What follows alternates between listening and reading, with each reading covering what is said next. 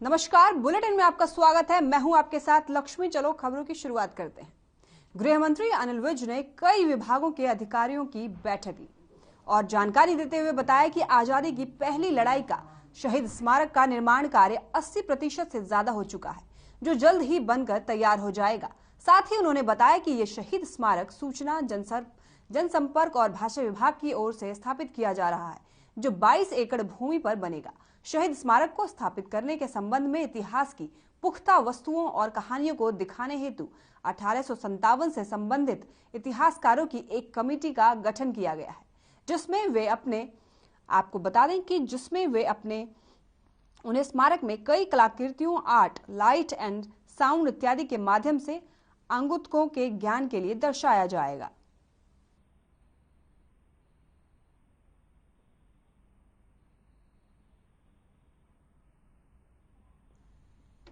गृह मंत्री अनिल विज ने कई विभागों के अधिकारियों की बैठक ली और जानकारी देते हुए बताया कि आजादी की पहली लड़ाई का शहीद स्मारक का निर्माण कार्य 80% से ज्यादा हो चुका है, जो जल्द ही बनकर तैयार हो जाएगा। साथ ही उन्होंने बताया कि यह शहीद स्मारक सूचना, जनसंपर्क और भाषा विभाग की ओर से स्थापित किया जा रहा है, जो 22 एकड़ भूमि पर बनेगा।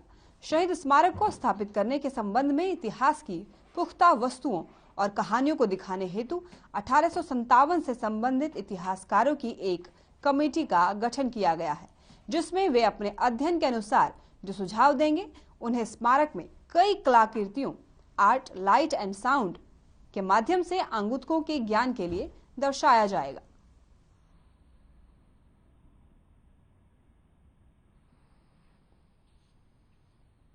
लाला लाजपत राय की 157वीं जयंती पर महाराजा अग्रसेन महिला महाविद्यालय में कार्यक्रम का आयोजन हुआ, जहां सीएम मनोहर लाल के राजनीतिक सचिव कृष्ण बेदी ने शिरकत की और लाला लाजपत राय की प्रतिमा पर माल्यार्पण कर नमन किया। इस दौरान उन्होंने कहा कि लाला लाजपत राय ने भारतीय स्वतंत्रता आंदोलन में महत्वपूर्ण भूमिका निभाई थी। उन्होंने अपने राष्ट्रवादी विचारों के माध्यम से कई भारतीयों को स्वतंत्रता संग्राम का हिस्सा बनने के लिए प्रेरित किया। उनके राष्ट्रवादी विचारों के कारण ही उन्हें पंजाब केसरी और लायन ऑफ पंजाब का खिताब दिया गया। साथ ही कहा कि लाला लाजपत राय ने ब्रिटिश शासन के खिलाफ कई लड़ाई लड़कर भारत की स्वतंत्रता का मार्ग प्रशस्त किया। यहां तक कि भगत सिंह और चंद्रशेखर आजाद भी लाला लाजपत राय से काफी ज्यादा प्रभावित थे।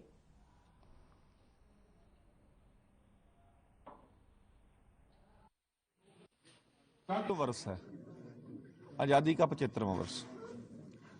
हमारे नेतृत्व ने तय किया है इस अमृत महोत्सव वर्ष में इस साल भर के कार्यक्रम हमारे लगातार चलेंगे और इस कार्यक्रम के अंदर इस देश के जितने भी क्रांतिकारी, जिन लोगों ने देश की आजादी में बढ़ चढ़कर अपने आप को सर्वस्व न्यौछावर करने का काम किया, उनके जन्मोत्सव कार्यक्रम को हम इसी प्रकार से हर स्तर पर मनाने का काम करेंगे। अभी 23 तारीख को आपने सुभाष चंद्र बोस जी का जयंती कार्यक्रम आपने देखे होंगे। आज शहीद आजम पंजाब केसरी लाला लाजपत राय जी के जन्मोत्सव का कार्यक्रम में हम सभी लोग उपस्थित हैं।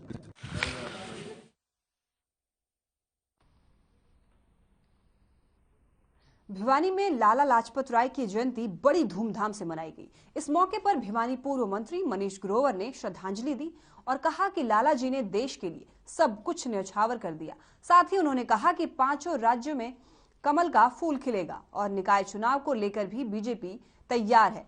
चुनाव की घोषणा होते ही बीजेपी मैदान में दिखाई देगी।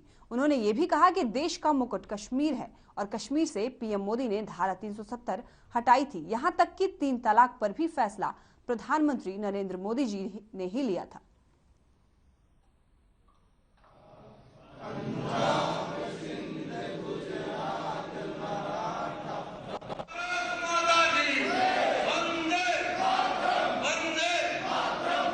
हमारे देश की आज़ादी देने वाले लाला लाजपत राय जी को 127वीं ना 157 जयंती के अवसर पर आज हम श्रद्धांजलि दे रहे हैं।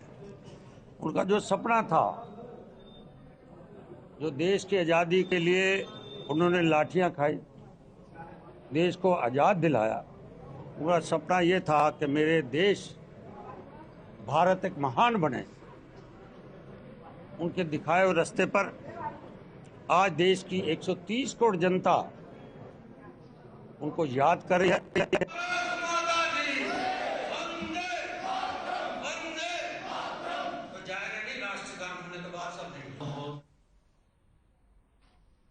कैथल के पिहोवा चौक पर इंसाफ की मांग को लेकर एक रेप पीड़िता ने अनिश्चितकालीन अनशन शुरू किया। महिला का आरोप है कि कैथल के नगर परिषद में कार्यरत एक कर्मचारी ने पहले उसके साथ जान पहचान बढ़ाई और फिर एक दिन आरोपी ने घर में घुसकर जबरन उसके साथ रेप किया और अश्लील फोटो भी ली। पीड़िता ने बताया कि आरोपी ने उसे धमकी दी है कि अगर उसने किसी को इस बारे में बताया तो वो फोटो वायरल कर देगा और बच्चों को जान से मारने की धमकी भी दी। वहीं पीड़िता ने पुलिस पर भी आरोप लगाए हैं कि कार्रवाई के नाम पर पुलिस ने उससे खाली कागजात पर हस्ताक्षर करवा लिए और मामला रफा दफा कर दिया। वहीं सिविल लाइन थाने के एसएचओ वीरभान ने कहा कि मुकदमा दर्ज हुआ था और दोनों पक्षों के बीच समझौता होने के बाद महिला की तरफ से एफिडेविट दिया गया था, जिस आधार पर पुलिस ने मुकदमा रद्द कर दिया है।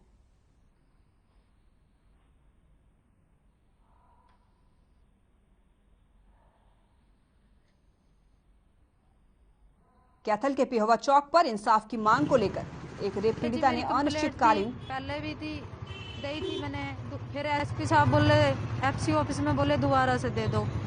मैंने दोबारा से दे दी। एसपी साहब से भी 2 बारी मिली हूँ मैं। आज भी मेरे बीच में तबीयत खराब हो गई थी, पीछे से एसपी साहब से मिलने गई थी। मैंने ये बोल दिया था भाई एसपी साहब कोई कार्रवाई नहीं कर रहे हैं। ये वहाँ पे एसएसओ साहब भी था 21 सेक्टर के, भाई कोई कार्रवाई नहीं कर रहे, बताओ मैं क्या करूँ। एक एफआईआर लॉन्च कराई थी 417 नंबर 31/8/2021 को 376 IPC के तहत इन राजेंद्र नाम के व्यक्ति के खिलाफ दर्ज करवाई थी। इन दोनों आपस में समझौता हो गया था, जिन्हें एफिडेविट लिख के दिया था भाई मैं अपने इस पे कोई कार्रवाई करना चाहती, ये मुकदमा में कैंसिल रिपोर्ट कर दी गई। तो अब सर क्या कुछ कदम उठाए जा रहे हैं महिला के जो उठाने के लिए प्रशासन द्वारा? महिला पुलिस कर्मचारी इसको उठाने के लिए गई थी, इसने उठने से मना कर दिया। फिर मामला उच्च अधिकारियों के संज्ञान में है, जैसे भी आदेश मिलेंगे ऐसी कार्रवाई की जाएगी।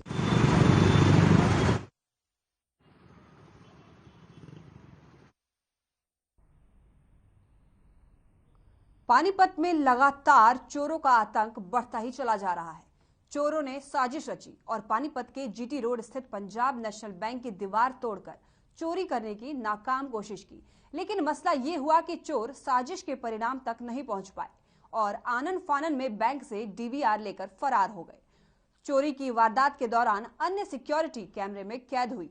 2 चोरों की तस्वीरें। इस घटना के तुरंत बाद बैंक मैनेजर की शिकायत पर थाना पुलिस ने मामला दर्ज किया और आगे एक्शन लेते हुए पुलिस सख्ती से जांच में जुट गई है।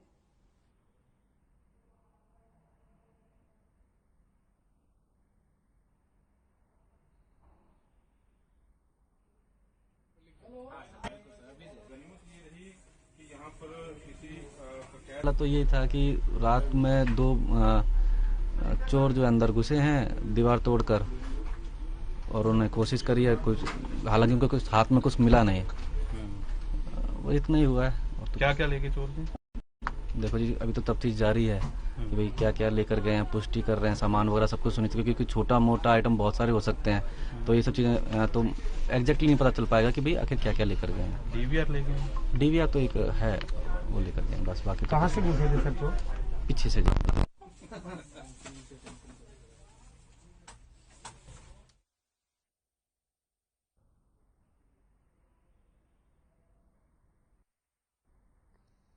पानीपत में लगातार चोरी का जो आतंक है वो बढ़ता ही चला जा रहा है। चोरों ने साजिश रची थी और पानीपत के जीटी रोड स्थित पंजाब नेशनल बैंक की दीवार तोड़ चोरी करने की नाकाम कोशिश की, लेकिन मसला ये हुआ कि चोर साजिश के परिणाम तक नहीं पहुंच पाए और आनन फानन में बैंक से डीवीआर लेकर फरार हो गए। खबर पुंडरी से है, जहां एसएचओ ट्रैफिक रमेश कुमार कैथल पुंडरी नगर पालिका कर्मचारियों के साथ मिलकर पुंडरी की मुख्य सड़कों से अतिक्रमण को हटाया। साथ ही उन्होंने दुकानदारों से अपील की कि कोई भी दुकानदार सड़क पर अपनी दुकान का सामान न रखे। उन्होंने ये भी बताया कि कुछ लोगों द्वारा उन्हें बार बार शिकायत दी जाती है कि दुकान का जो सामान है वो सड़कों तक लगा दिया जाता है, जिससे आने जाने वाले लोगों को, वाहनों को काफी दिक्कतों का सामना करना पड़ता है। आपको बता दें कि एसएचओ ट्रैफिक ने कहा कि कोई भी दुकानदार अगर दोबारा से सड़कों पर सामान रखे तो उस पर कार्रवाई की जाएगी।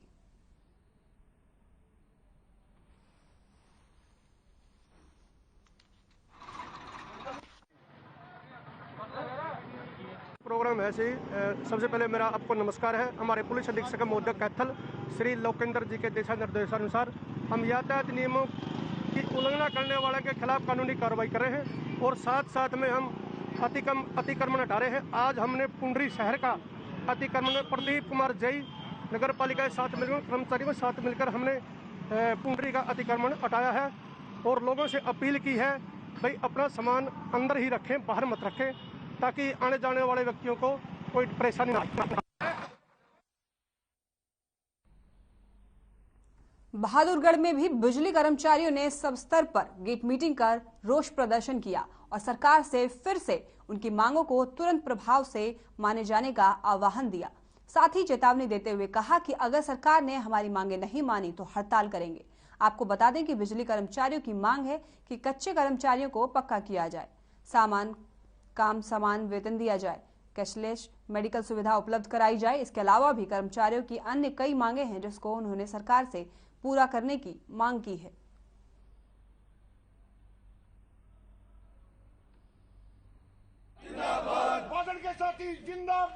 कर्मचारियों की काफ़ी लंबित डिमांडें हैं, जिसमें कच्चे कर्मचारियों को पक्का करना, रिस्क अलाउंस है, हमारे बिजली फ्री यूनिट का है और काफ़ी सारी डिमांडें हैं जो हमारे जेईओ के और एक और समय वगैरह लगाने जा रहे हैं, घड़ियाँ वगैरह के भाई आदमी उससे बंध जाएगा तो अपने घर पे नहीं सो पाएगा।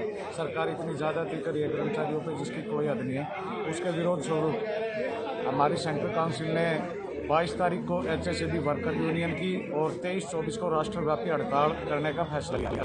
एक दो भाई जुड़ रहे हैं, वो देखो अब टॉप यूनिट कहाँ गया, चल जाएगा बहादुर टॉप है काम कराने में, टॉप एसडीओ नहीं मान। चलिए यहाँ रुकते छोटे से ब्रेक के लिए, कहीं मत जाइएगा, फौरन लौटेंगे।